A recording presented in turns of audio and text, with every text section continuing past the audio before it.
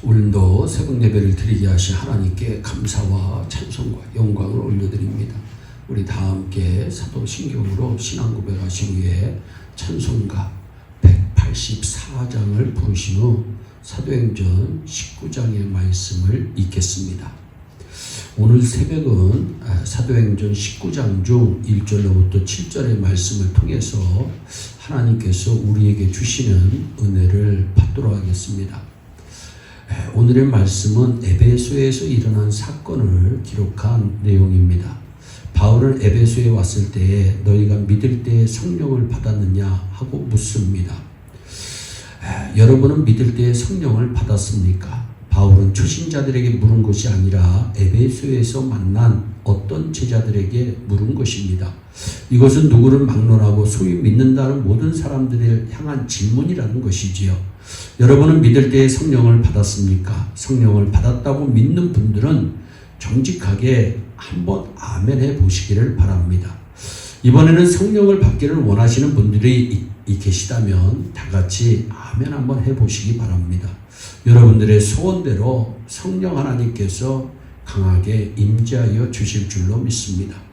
성령을 받는다는 것은 무엇이며 우리는 왜 성령을 받아야 할까요? 어떤 분들은 성령을 받으면 짜릿짜릿한 느낌이 온다고 합니다. 물론 그럴 때도 없지 않지만 그런 느낌이 없을 때도 있습니다. 그런 느낌이 다가 아닙니다. 또 어떤 분들은 성령을 받으면 가슴이 뜨거워진다고 합니다. 솔직히 뜨거워질 때가 많습니다. 그러나 성령을 받는 것을 뜨거움과 너무 동일시하면 안 됩니다. 그러면 성령을 받는다는 말은 무엇을 의미합니까? 간단히 말하면 성령의 지배를 받는 것을 성령을 받았다 이렇게 말합니다. 내 육신의 뜻대로 사는 것이 아니고 육신의 정욕과 안목의 정욕과 이생의 자랑을 따라 사는 것이 아니고 하나님의 통치를 받으면서 사는 것이 바로 성령을 받은 것입니다. 성령을 받으면 적어도 5가지의 현상이 우리 가운데 일어납니다. 먼저 믿음이 생겨지면서 구원의 역사가 일어납니다. 고린도전서 12장 3절 또 성령으로 아니하고는 누구든지 예수를 주시라 할 수 없다. 둘째, 성령의 인치심이 생기면서 확신이 생깁니다. 에베소 1장 13절 말씀에 보면 또한 믿어 약속의 성령으로 인치심을 받았느니라. 인친다고 하는 말은 도장을 찍는다는 뜻입니다. 도장을 찍으면 항상 따르는 것이 있는데 책임입니다. 그리고 중요한 것은 마음에 확신이 생깁니다. 여러분 어떤 확신이 생깁니까? 하나님께서 살아계시다고 하는 확신이 생깁니다. 그 하나님께서 나와 함께 계신다는 확신이 생깁니다. 또한 하나님의 약속대로 내가 승리한다고 하는 확신이 생기는 것입니다. 여러분 하나님은 지금도 살아계시다. 하나님은 내게 권능으로 역사하신다. 하나님께서 낮에는 구름기둥 밤에는 불기둥으로 인도하신다. 나는 구원받았다. 나는 예수 안에 있다. 그러므로 언제 죽어도 나는 천국에 간다고 하는 확신이 성령의 인치심이 임하면 생기게 되어 있는 것입니다. 또한 성령을 받으면 모든 두려움이 사라집니다. 두려움은 혼자 있다고 생각할 때 생기고 나는 할 수 없다고 하는 생각에서 생깁니다. 근데 성령을 받으면 두려움을 극복할 수 있고 이길 수 있고 평안함이 찾아오는 것입니다. 또한 성령이 임하면 삶의 변화가 생깁니다.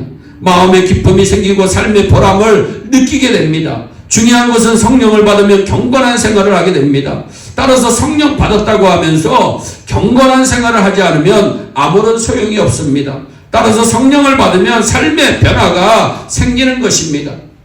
또한 성령을 받으면 성령의 열매가 맺어지기 시작합니다.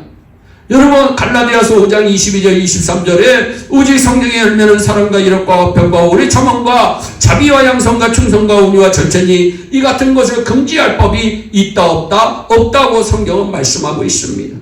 그러면 왜 성령을 받아야 합니까? 성령을 받지 않고는 하나님과의 관계가 바로 회복되지 않기 때문입니다. 하나님의 일을 감당할 수도 없습니다. 창세기 2장 7절에 하나님께서 인간을 창조하셨을 때에 생명이 되었다고 말씀합니다.